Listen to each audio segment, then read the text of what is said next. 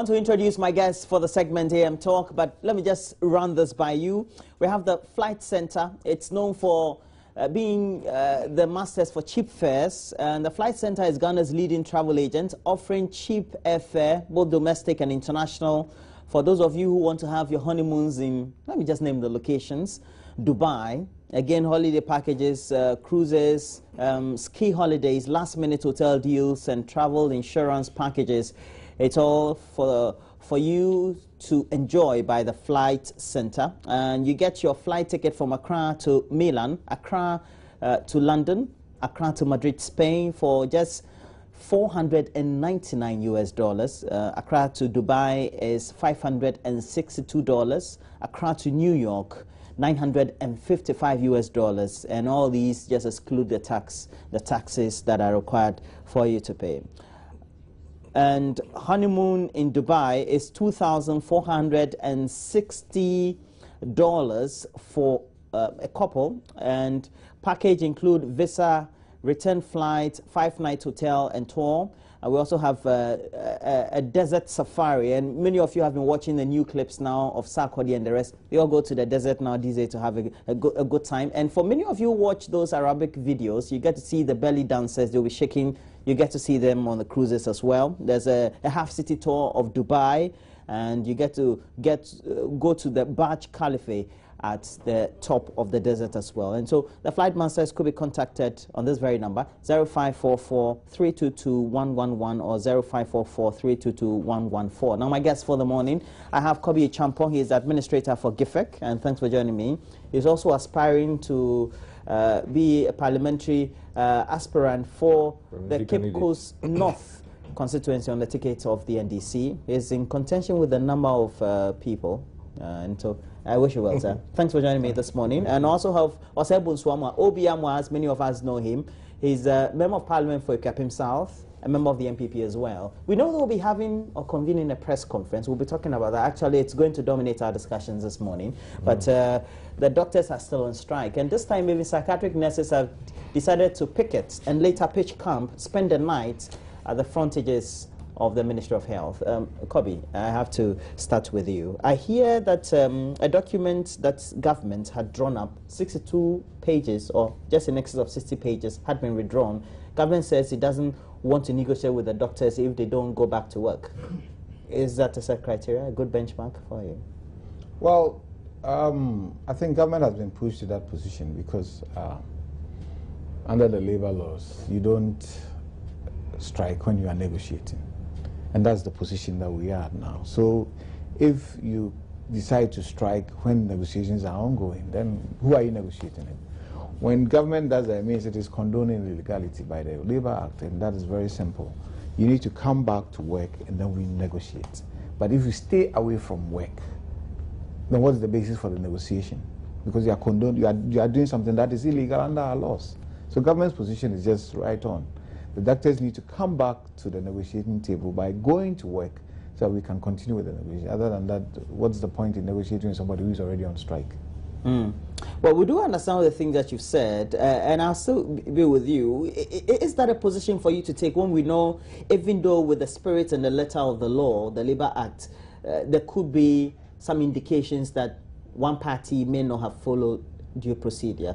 But at the end of the day, it should be a win-win situation in which you don't have entrenched positions, and so the end user tends to suffer.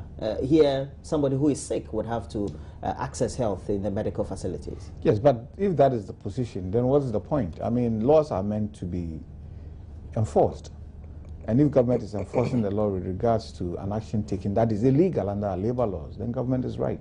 You see, we talk about the spirit and the letter, but you see, laws are supposed to be enforced. That's the key thing.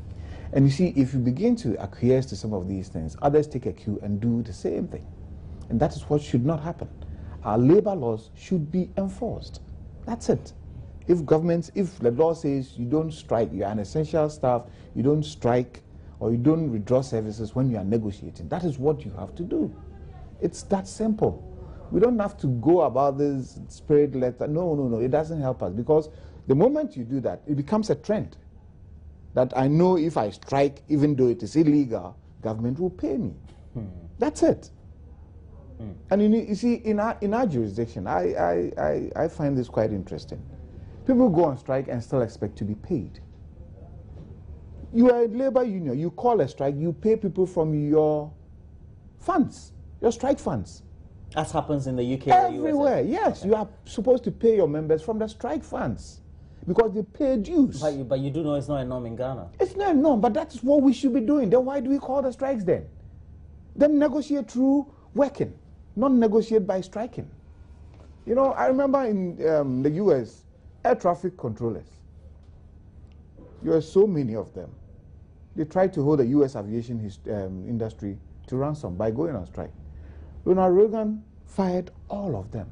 Have you ever heard of any air traffic controller striking the US again? Never. They learnt a good lesson. Fired all of them, put the military in place to direct the traffic, train people. And now that's it. Nobody has gone on strike ever since. Sometimes you need to take very tough measures to get a proper result. And so that's the entrenched and the tough position of government. It's not entrenched. It is following the law. Following the law. Yes, right. Just follow the law. Obi, an interesting scenario. And I remember that consistently you and the critics of government have made the suggestion that government seem not to be empathizing with the other side as well, those who tend to suffer. Well, Roland, good morning to our viewers. It's becoming tragic. And for government, I'm so disappointed in government. This business of entrenched positions, like how Kobe is exhibiting this morning, will not help us. We, the poor ones, will suffer. And it's not good for even the image of this country. Now, they are quoting the Labour Act to us. Inside the Labour Act, Section 9, the employer has duties and responsibilities. The employer has flouted all those duties, including even providing the conditions of service. You have to provide training, you can list all of them. Now, if you're giving notice, as far back as November, that you are in breach of the Section 9, let's help address it.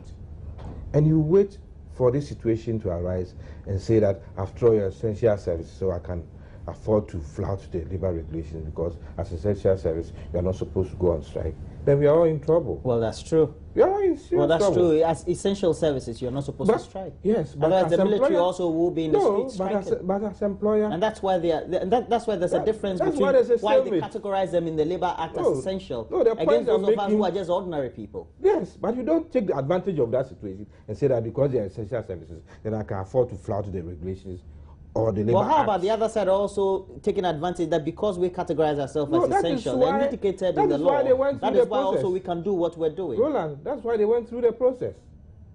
They went through due process and even extended the timeline. It's not that out of the blue they just said that we won't work again. So we've got into a situation where there should be compromise. After all, they started meeting and everything, then all of a sudden we've come to this situation. If you don't come to the table, we'll negotiate again. Then they're also saying that if you won't negotiate again, they won't go to work. This is a serious situation for this country. And I hope this morning when the Minister for Health comes to tell us about the emergency situations, it will help a bit. But that's not the solution. If, as he's saying, they think they can sack all the doctors, they should sack them and hire new people. If that is, they think that's the solution, sack all of them and hire new people and let's have our health services. But back. we all know that's not the solution. No, but if they are contemplating that, then they should go ahead. Who has contemplated that?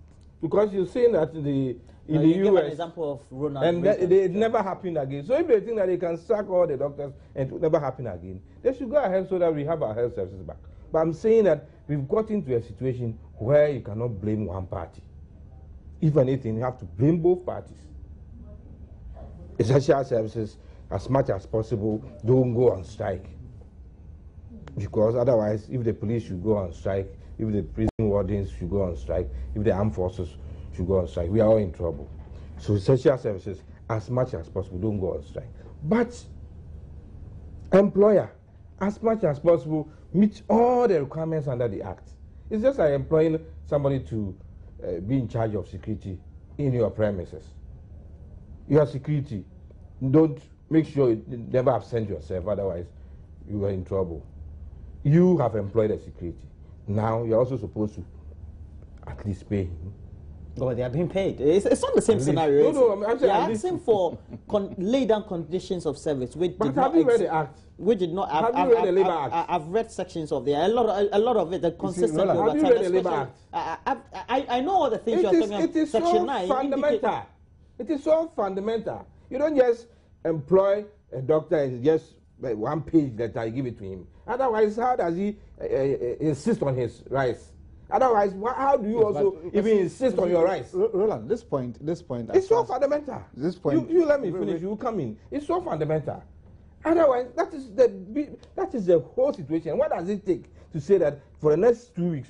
Look, sitting here. So you're blaming both parties, yes. But you're saying that as far as Ghanaians tend to lose a lot more. They should sit there and for which government has a lot more responsibility yes. to Ghanaians. Yes. Then the compromise should be coming from government. Yes. Okay. Look, as I sit here as chairman makes a lot of sense. Yes, as chairman of Statutory Legislation Committee, we are working on regulations for the prison service.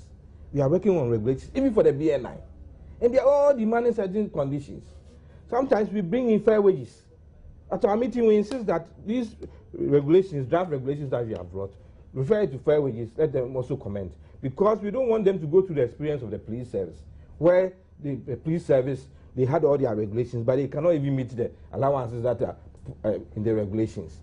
So we should find a way out of these things. There should be a compromise. Yes, otherwise it's unnecessary. And the compromise is that they should come back to the table. Yeah, come back to the table. Come back to the table. And then agree to all their demands, the 100 gallons. No, not at all. Not all their demands. But we should be told that at the end of the day, this is a document government has finalized. This is what the doctors are demanding. This is where they meet. This is where they differ. They should find a way of going ahead. That is how we do things in any democracy. But this business of come back, we won't work. You have flouted the act, so we also not work. How is that going to solve the problem for anybody? And the president, sorry to extend this, the president has shown his hand. He has given even this business of. Well, the president heads a government, and the government runs by a certain rudimentary document called the budget. Yes. And you also you also look at the line items on the budget based on what your streams are. Even if this business of you don't come to the table, we negotiate. It can't come from the minister. The minister alone cannot take that decision. Well, the president has said it. Okay. The minister alone cannot take that decision. Probably, I think I should have been posing this question to Obi. But the thing is, if it means sitting here, if supposing I own a string of businesses representing various sectors, I give one subsidiary and its workers a certain leverage by negotiating a certain term. It means that I have to satisfy the rest. And government will be opening the floodgates, so to speak, for other unionized bodies to also come in. I mean, this is how I see it, and I've seen consistently in my reporting years. Roland, you are not wrong. You are very right. Look, the doctors are not the only people in the medical profession. Well, in all other sectors, really. In the health sector. In the health sector, they are not the only people there. The nurses are there. So why do you negotiate with them separately and ignore the broader medical profession? That has been government's position, that we are negotiating with the whole health sector. Pharmacists, nurses, doctors. We need to negotiate these things in one doctors stop. are different breeds. What do you mean different breeds? They went to school 7 years. Look, taxpayer paid their fees. After that, they go and specialize. Taxpayer paid. Besides, they look at the health of people. Yes, they look at the health of people. You see, I don't like to get into this argument because for me it's very important, it's very fundamental to me. When I was in UST, whenever we went on strike, we were sent home. Doctors stayed in school. We were sent home, all of us, those who studied to be communicators, engineers, land economists, chemical engineers, we were sent home, doctors stayed in school. And we were looked after with taxpayer money. Our parents also paid taxes, but we were sent home. So nobody should give me that argument about they are a special breed of people. Of course. No. They are. Nobody should give me that argument. They're different, Okobi. Listen, they are different in terms of the kind of things they do. Of course. Yes. But they are few too. Listen, everybody's work. We need to treat them well, they are few. Chief, everybody's work is important. But some are more important. You can't say that everybody is equal to you. You are more important than other people. So others are more important than you. Get to a point where you only need somebody to fetch you a cup of water. You don't get somebody.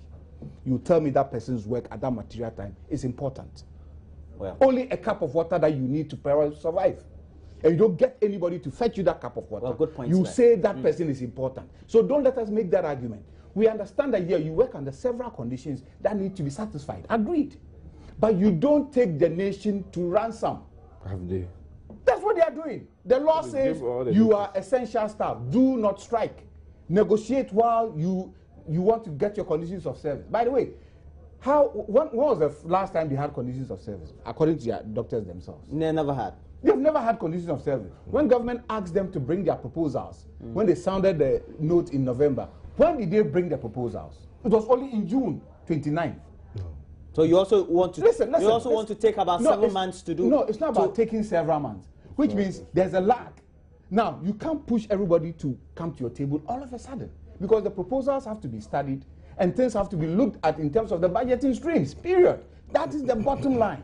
And that should be the basis for negotiation. And you cannot negotiate while you are still on strike. You see, for me, as I sit here, I see the doctors as non-state actors, because they are putting everybody's life to ransom. They are putting everybody's life to ransom. At the end of the day, whatever they have acquired, whatever knowledge they have acquired, taxpayer money funded it. You can't do that to the Ghanaian people. Well, make your last comment on it, then we move to the MPP. We're calling for a new register. Listen, we've passed this stage of who is right, who is wrong. We want solutions. Now we want compromises. Compromises and solutions. If you think the solution is there. If you think they go back and we negotiate. That's the solution. No, that's not a solution. That's what the law says you should do. Where in the law? The labor law. Where in the law? The law doesn't say that. Services can't go on strike. Isn't it clear in the labor law? You can't go on strike, but yes, you, so why are you on strike? You as an employer, you're supposed to do ABC. Why haven't you done Why are you on strike? What will be the basis to you're not doing somebody who is on strike? If you're not doing it, that has sent him on strike. Please. If you're not doing it, that has sent him on strike. He didn't just get up to say he was going on strike. He gave you notice and everything. There's even labor commission. What role are they playing in this whole thing? It's just that they got up and said they are going on strike. We have passed the stage of who is right, who is wrong. We want solutions. How are we going to get the doctors back to work so that we have our health services back? Look at the mess that we are in. And I even think that the president should have a certain state of emergency. The speaker should call back parliament for us to all think about this thing. It should not be business as usual. Never. It should not be business as usual. You think we should see that seriously? It's very seriously. But how many people do you want to lose because of strike? How many people? Just because a few people cannot see eye to eye as to how they should address a problem. And you are government. That's what I'm saying. That for government to come out to say that if you don't call off a strike, we are not negotiating. For how long will this go on? Obi, that's all right. I see that you're very much insensitive.